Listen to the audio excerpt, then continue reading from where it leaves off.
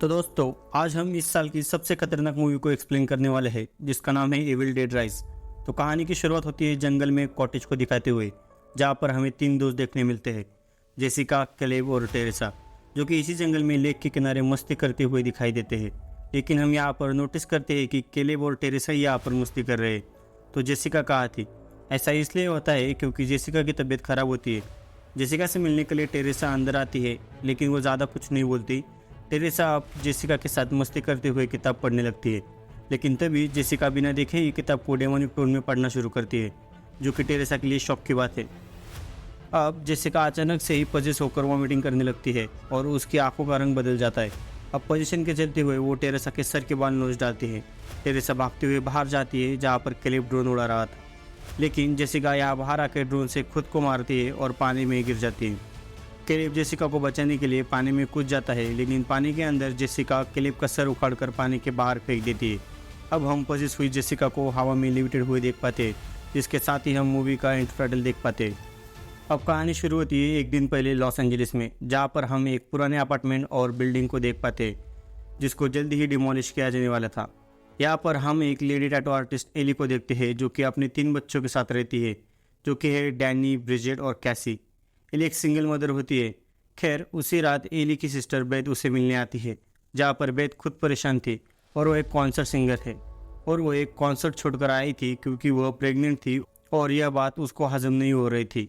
In fact वो यह बात उसकी बहन या फिर किसी और को फिलहाल नहीं बताती है। बेथ अब सभी को गिफ्ट दे रही होती है और वो एली के हस्बैंड के लिए भी गिफ्ट लेकर आई थी, लेकिन तभी सब चुप हो जाते हैं और एली अपनी बहन से बात करने के लिए बच्चों को पिज्ज़ा लाने बाहर भेज देती है। खैर, जब बेथ को एली और उसके हस्बैंड के सेपरेशन के बारे में पता चलता है तो वह बहुत दुखी हो जाती है।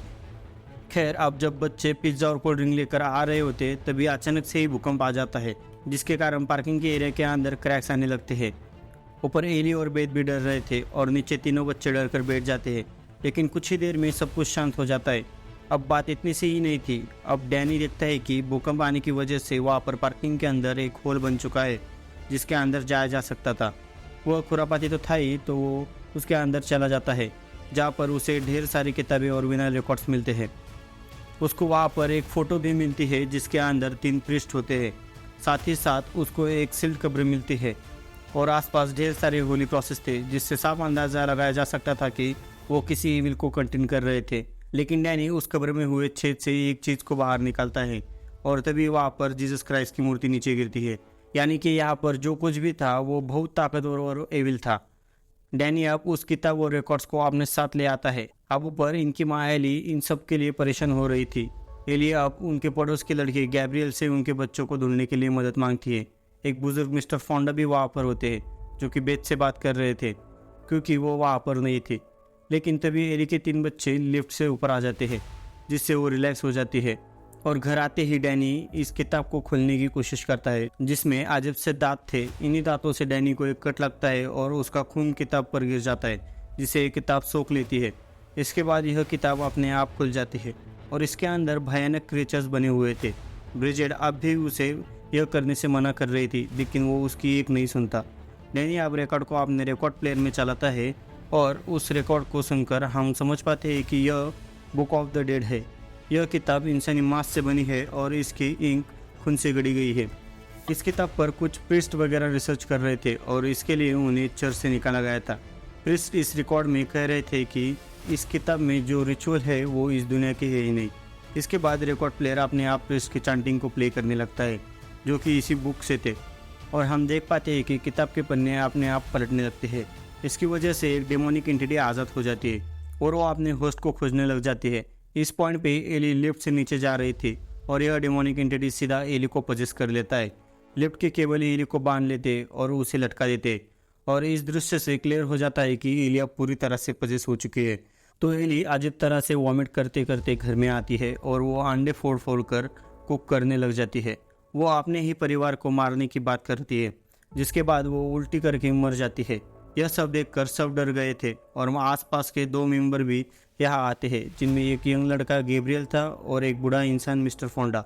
गैब्रियल एली की आग बंद करने की कोशिश कर रहा था, लेकिन वो अपने आप खुल रही थी। गैब्रियल सबके साथ मिलकर प्रे करता है और उसके बाद वो मिस्टर फोंडा के साथ बिल्डिंग से बाहर निकलने का प्लान करता है। अब बिल्डिंग की लिफ्ट काम नहीं कर रही थी और सीढ़ियाँ भी भूकंप की वजह से टूट गई थी और इमरजेंसी एग्जिट भी लॉक पड़ा था, जिससे यह दोनों खोलने की कोशिश में लग जाते हैं। और इस पॉइंट पर बेथ अपनी बहन के मर जाने पर दुख जता रही थी कि तभी उसके फ़ोन से एली की आवाज़ आती है, जो कि उससे मदद मांग रही थी। वही सामने एली का शरीर जिंदा हो जाता है। जी हाँ, एली पूरी तरह से पजिस दिख रही थी। ऐसा लग रहा था कि वो इन्फेक्टेड हो। बेथ फील करती है कि एली का शरीर तप रहा था, इसलिए वो बच्चों की वजह से एली को बाथटब में डाल देती है। लेकिन अचानक से ही एली छत पर उल्टी होकर लटकने लगती है और वो इन सब पर अटैक कर देती है। एली के चिल्लाने से आसपास के कांच टूट जाते हैं और इसी कांच के एक बड़े से टुकड़े के साथ एली अपनी बहन के हाथ में स्टैब करती है। फिर वो अपने टैटू बनाने वाली मशीन से ब्रिजेट के गालों पर खर्च डाल देती है और अजीब तरह से अपनी जीभ निकालकर खून वगैरह डालती है। उस पर इतने में ही डैनी एली पर अटैक कर देता है और हाथापाई में एली घर के बाहर हो जाती है और यह लोग घर बंद कर देते हैं। और हम सब जानते हैं कि बाहर गैब्रियल और मिस्टर फोंडा थे, जो कि इमरजेंसी एग्जिट को खोलने की कोशिश कर रहे थे। तो एली यहाँ गैब्रियल और मिस्टर फोंडा को मार डालती है। फिर वो कैसी को आवाज़ देती है ताकि वो घर का दरवाज़ा खोल दे। अब जब कोई आसपास नहीं होता तो हमारी ना समझ कैसी दरवाज़ा अनलॉक करती है और ऐसे में ही एली कैसी का गला पकड़ लेती है। लेकिन एन वक्त पर डैनी और बेथ आकर कैसी को छुड़ाते हैं और घर का दरवाज़ा फिर से बंद कर देते हैं। वही दूसरी तरफ ब्रिजेट को जो कट लगा था वो इन्फेक्ट होने लगता है और उसके कान, नाक, आँख और मुंह सबसे काला लिक्विड निकलने लगता है और इसके बाद वो भी पजेस हो जाती है और उसके बाद वो कांच खाने लगती है। ब्रिजेट अब बेथ, डैनी और कैसी पर अटैक करने लगती है और इस हाथापाई में कैसी अपनी डॉल की स्टिक से उसके सर में स्टैब कर देती है। स्टिक से स्टैब करने की वजह से ब्रिजेट मारी जाती है, लेकिन हम सब जानते हैं कि वो थोड़ी देर में वापस उठ खड़ी हो जाएगी, इसीलिए डैनी फौरन उसको बेड से बांध देता है। फिर डैनी बेथ से कहता है कि कैसे यह सब उसकी गलती है, क्योंकि उसने ही बुक को खोला था जिससे यह डीमन अनलिश हो गया। बेथ इस बुक को चेक करती है और रिकॉर्ड को सुनना शुरू करती है ताकि उसे इस डीमन को कंटेन करने का कोई उपाय पता चल सके। अब इस पॉइंट पर पजेसिली, जो कि अपार्टमेंट से बाहर थी, वो वेंट्स में कैट को देख लेती है, जिससे उसे आइडिया मिल जाता है कि वो वेंट्स के थ्रू घर में घुस सकती है। बस फिर क्या था, वो वेंट्स में घुस जाती है। वही ब्रिजेट वापस जाग जाती है और वो अपने बंधन से आज़ाद होकर डैनी को स्टैब करती है और वो डैनी के ऊपर खून की उल्टी करती है और इसके बाद डैनी स्प्रे और फायर की मदद से ब्रिजेट को जला देता है। डैनी भी अब तक बुरी तरह से इंजर्ड हो जाता है, मतलब वो अभी बचेगा नहीं। फिर मरने के बाद वो भी पजेस हो जाएगा। वही दूसरी तरफ एली वेंट से घर में घुस जाती है और वो बेथ पर अटैक कर देती है, जो कि फिलहाल रिकॉर्ड सुन रही थी। एली के अंदर का डिमन समझ जाता है कि बेथ प्रेग्नेंट है और वो उसके पेट को नोचने की कोशिश करती है। ऐसे में कैसी बेथ को एक सीजर पास करती है और बेथ सीजर को एली के नाक में घुसेड़ देती है।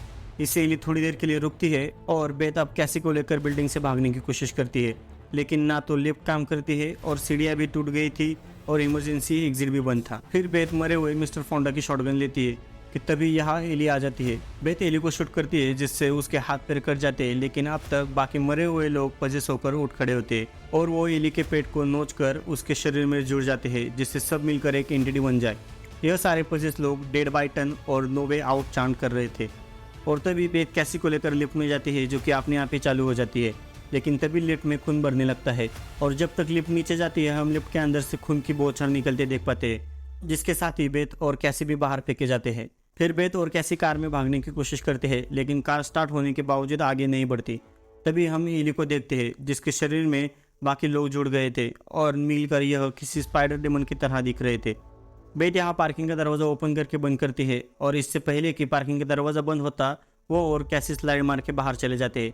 लेकिन यह डिमन दरवाज़ा बंद होने से पहले ही कैसी को खींच लेता है। ऐसे में कैसी को बचाने के लिए बेथ को वापस अंदर आना पड़ता है और इससे पहले कि डिमन कैसी को मारता, बेथ यहाँ शॉटगन की मदद से एली पर अटैक कर देती है। यहाँ डिमन और बेथ के बीच में हाथापाई होती है, जिसमें दोनों एक दूसरे को बड़े से शटर में डालने की कोशिश में थे।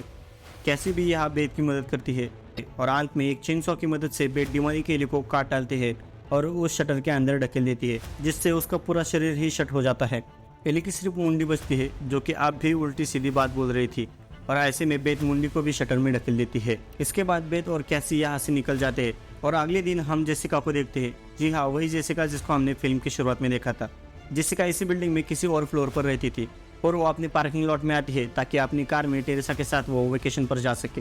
फिलहाल वो टेरेसा के साथ वीडियो कॉल पर थी और उसे पिक करने जाने वाली थी, लेकिन तभी उसे पार्किंग लॉट में खून दिखता है और वो काफ़ी घबराने लगती है। यहाँ पर हम समझ पाते हैं कि भले ही एली मारी गई हो, लेकिन वो डिमोनिक एंटिटी आप भी आज़ाद है, यानी कि उसे कैद नहीं किया गया है। ऐसे में ये डिमोनिक एंटिटी जेसिका को पजेस कर लेती है। इसके बाद जेसिका ने क्या किया वो तो हमने फिल्म की शुरुआत में ही देख लिया। इससे हमें समझ में आता है कि यह फिल्म भले ही ख़त्म हो रही हो, लेकिन इसका अगला पार्ट ज़रूर आएगा। तो दोस्तों, ये थी एविल डेड राइज की कहानी।